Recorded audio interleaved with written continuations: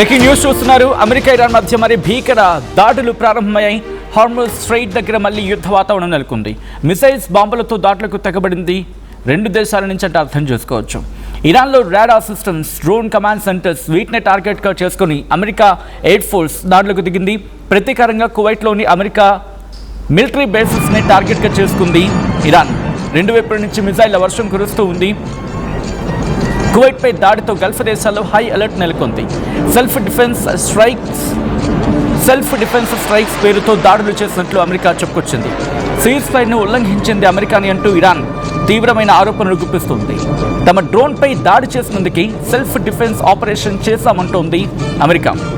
చూస్తూ ఉన్నారు, ఇటు రెండు దేశాల మధ్య మళ్ళీ ఉద్రిక్త వాతావరణం నెలకొంది.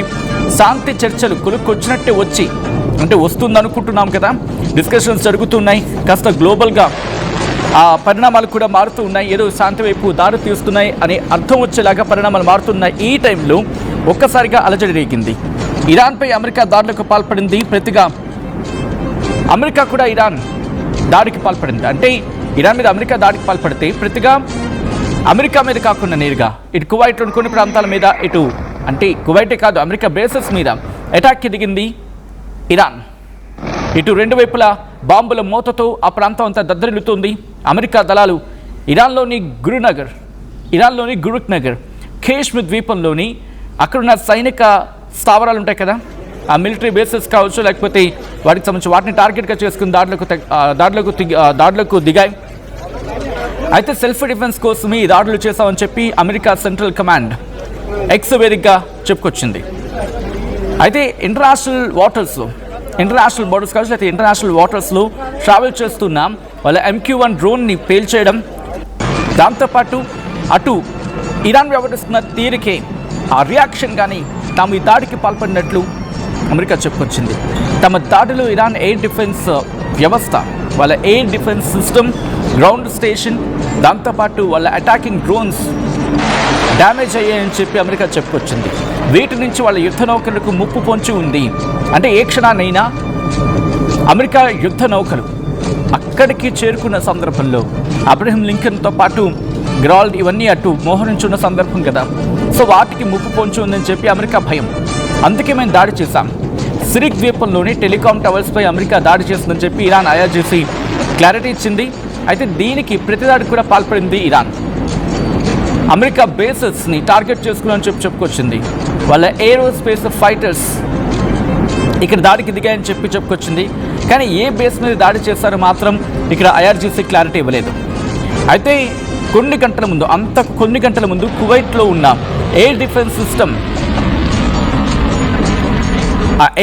సిస్టమ్ ఇరాన్ మిసైల్స్ని గుర్తించి వెంటనే యాక్టివేట్ చేస్తుందని చెప్పి పెద్ద ఎత్తున వార్తలు వచ్చాయి.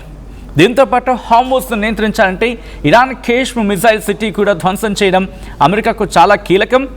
ఎందుకంటే ఇక్కడ అండర్ గ్రౌండ్ సిటీ ఉంటుంది. అక్కడ యాంటీ షిప్ క్రూయిజ్ మిసైల్స్ ఉన్నాయి. దాంతోపాటు ఈ స్ట్రైట్ ఆఫ్ హార్ముజ్ ఉంది కదా, ఈ స్ట్రైట్ ఆఫ్ హార్ముజ్లో నౌకర్ను టార్గెట్ చేసుకోవడం కోసం వీటిని వాడతారనేది ఇక్కడ వినిపించమాట.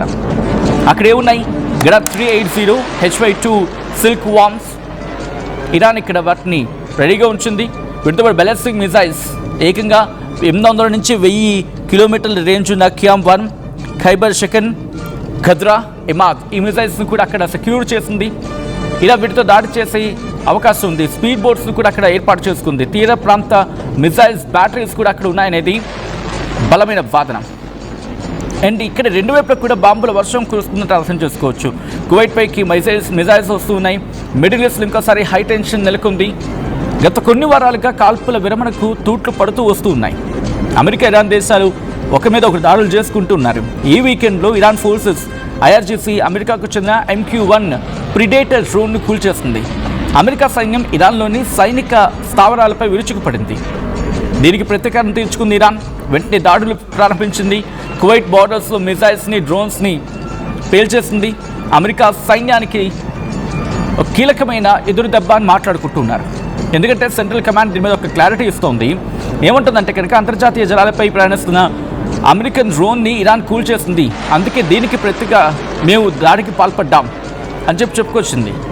గెరుక్ నగరం అలాగే ఖేష్ ఈ ద్వీపంలో ఉన్న ఇరాన్ రాడార్ సిస్టమ్స్ని డ్రోన్ కంట్రోల్ సెంటర్స్ని టార్గెట్ చేసుకుంది అమెరికా.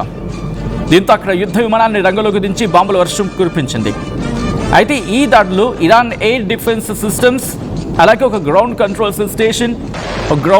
స్టేషన్, రీజనల్ బోట్స్ ఉంటాయి కదా అక్కడ, లేకపోతే రీజనల్ వెషల్స్ కావచ్చు, ప్రాంతీయ నౌకలు అంటూ ఉంటారు, వాటికి ముప్పుగా ఏర్పడింది వీటితోని అని చెప్పి అమెరికా చెప్తూ వస్తోంది. అందుకే మేము 2 ఆత్మాహుతి డ్రోన్లను విజయవంతంగా ధ్వంసం చేస్తామని చెప్పి అమెరికా ప్రకటించుకొచ్చింది. అయితే దీంట్లో అమెరికా సైనికులకు ఎటువంటి నష్టం జరగలేదని చెప్పి క్లారిటీ ఇచ్చింది కూడా. అయితే ఇదే కాంటెక్స్లో తెల్లవారుజామున ఈరోజు, అంటే వాళ్ళకి స్థానిక కాలమాన ప్రకారం కువైట్ దేశంపై కూడా పెద్ద ఎత్తున డ్రోన్స్, మిసైల్స్ వచ్చాయి. దీని వెంటనే ఎయిర్ డిఫెన్స్ సిస్టమ్, అక్కడ ఉన్న ఎయిర్ డిఫెన్స్ సిస్టమ్ వెంటనే అడ్డుకుంది. ఎందుకంటే air defence system once alert అయితే కనుక ఏం జరుగుతుందో మనకు తెలుసు. వన్స్ అలర్ట్ అయిందంటే కనుక ఎయిర్ డిఫెన్స్ సిస్టమ్ మిసైల్స్ని గుర్తించి గాల్లోనే పేల్చేస్తుంది. అయితే ఈ దాడికి తామే బాధ్యులం అంటూ ఏ సంస్థ అధికారికంగా ప్రకటించలేదు ఇప్పటికీ.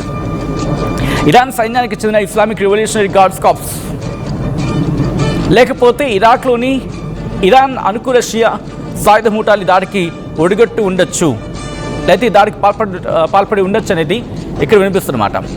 అయితే అమెరికా దాడులకు రియాక్షన్గా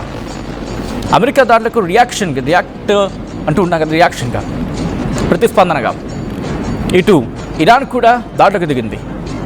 అయితే ఇదంతా కూడా సప్లై చైన్ మీద ఇంపాక్ట్ చూపిస్తోంది. అమెరికా, ఇరాన్ మధ్య నెలకొన్న ఈ ఉద్రిక్తతల కారణంగా అంతర్జాతీయంగా ఇంధన, అంటే ఆయిల్ అండ్ గ్యాస్ మార్కెట్లో ఆందోళన మొదలైంది. ఎందుకంటే ఇక్కడ ఫ్యూయల్ కావచ్చు, లేకపోతే నేచురల్ గ్యాస్, ఇదే కదా కీలకం. కాబట్టి ఈ దాడులు పెరగడం, ఈ దాడులు మరింత ఉధృతం అవ్వడం ప్రస్తుతం ఆందోళన కలిగిస్తూ ఉన్నాయి. ఈ కథనం మిమ్మల్ని కాస్త కలవరపరచవచ్చు. అయితే మిమ్మల్ని కలవరపాటుకు గురి చేయడం ఆర్టీవీ ఉద్దేశం కాదు. కానీ ఇటువంటి కథనాలు చూసినప్పుడు కాస్త కలవరపాటుకు గురి అవకాశం ఉంటుంది. కాబట్టి దీనికి సంబంధించి తగిన జాగ్రత్తలు తీసుకోవాలని ఆర్టీవీ సూచించడం జరుగుతోంది. This is a disturbing content. వీరి డిస్క్రిప్షన్ ఇస్ హైలీ అడ్వైస్డ్. ఇప్పుడు ఈ అంశం మీద ఇంటర్నేషనల్ మీడియా కూడా పెద్ద ఎత్తున వార్తలు గుప్పించడం జరుగుతుంది. ఎందుకంటే అక్కడ పరిస్థితులు అంత దారుణంగా వెళ్ళిపోతున్నాయి, మారిపోతున్నాయి, రోజు రోజుకి క్షీణించుకుపోతున్నాయి. ఇద్దరి మధ్య ఆ దాడుల పరిస్థితి, అమెరికా, ఇరాన్ మధ్య శాంతి చర్చలు జరిగే అవకాశం ఉందా? ఎందుకంటే యుద్ధం 94వ రోజుకు చేరుకుంది. అమెరికా ఇరాన్ సైట్స్ మీద దాడికి పాల్పడింది. ఇటు ఇరాన్ ప్రతిగా కువైట్లో ఉన్న అమెరికన్ బేసెస్ని దాడి చేసుకొని, అంటే కువైట్లో ఉన్న అమెరికా బేసెస్ని టార్గెట్ చేసుకుని దాడికి పాల్పడిందా? అది ఇరానా లేకపోతే ఇరాన్ మద్దతుదారులా? ఇప్పటివరకు అది బిగ్గెస్ట్ క్వశ్చన్ మార్క్. అయితే పీస్ డీల్ జరుగుతున్నప్పుడు ఇటువంటి సిచ్యువేషన్స్ జరగడం అనేది ఆ పీస్ డీల్కి తూట్లు పడే అవకాశం ఉంది. అండ్ లేటెస్ట్ డెవలప్మెంట్లో అక్కడ ఇరాన్ అధ్యక్షుడు పెజెష్కియాన్ కూడా రిసిగ్నేషన్ ఇచ్చారు. ప్రస్తుతం దాని గురించి కూడా మాట్లాడుకుంటూ ఉన్నారు. ఆయన ఎందుకు రాజీనామా చేయాల్సి వచ్చింది, దీని మీద ఇంకా పూర్తి స్థాయిలో క్లారిటీ రావాలి. ఆయన రాజీనామా ఇచ్చారని చెప్పి ఇప్పుడు ఇంటర్నేషనల్ మీడియా కోట్ చేస్తూ ఉంది. IRGC వల్ల అసంతృప్తితో ఉన్నారు. ఎందుకంటే మొత్తం కమాండ్ అంతా వాళ్ళే తీసుకుంటున్నారు, ఎక్కడ మాట వినటం లేదు అని అసంతృప్తితోనే ఆయన రిజిగ్నేషన్ చేశారనేది. సో విషయం మళ్ళీ ఇక్కడికి వచ్చే ప్రయత్నం చేసినప్పుడు ఇది ఇరాన్కి గట్టి ఎదురు దెబ్బ. ఇరాన్ రాడార్ సిస్టమ్తో పాటు ఇంకొన్ని కీలకమైన వాళ్ళ మిలిటరీ బేసెస్ని టార్గెట్ చేసుకుంది. ఇక్కడ ఇందాక మనం మాట్లాడుకున్నాం ఎందుకు ఇక్కడ ఎస్పెషల్లీ ఈ కొన్ని లొకేషన్స్ గురించి మాట్లాడుకుంటే సిరిక్ ద్వీపంలోని టెలికాం టవర్స్ని దాడి చేసింది. దాంతోపాటు వాళ్ళకి సంబంధించి కొన్ని ఎయిర్ డిఫెన్స్ సిస్టమ్ వాటిని టార్గెట్ చేసింది. వీటన్నిటిని కూడా టార్గెట్ చేసింది అక్కడ. దాంతోపాటు అండర్ గ్రౌండ్ సిటీలో ఉన్న యాంటీ షిప్ క్రూయిజ్ మిసైల్స్ ఉన్న ప్రాంతం, ఆ మిసైల్ సిటీ అంటూ ఉంటాయి కదా, వాటిని టార్గెట్ చేసింది. యుద్ధం 94వ రోజుకు చేరుకుంది, కానీ ఎక్కడ తగ్గుతున్న దాఖలాలు కనిపించడం లేదు.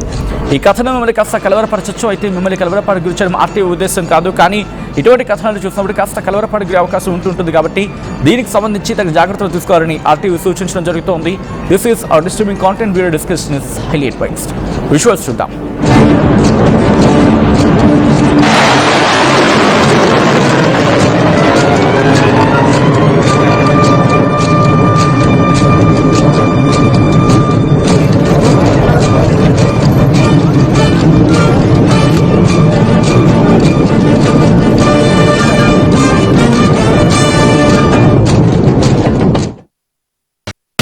At KLA Global Business School, we help you learn the greatest skill in life, making the right choice. KL Global Business School.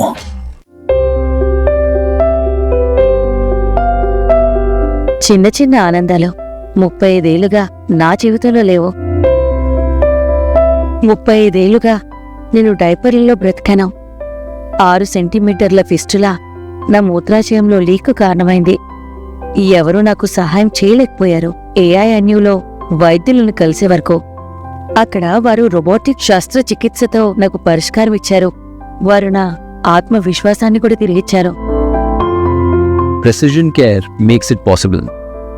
The Center for Robotic Surgery at AINU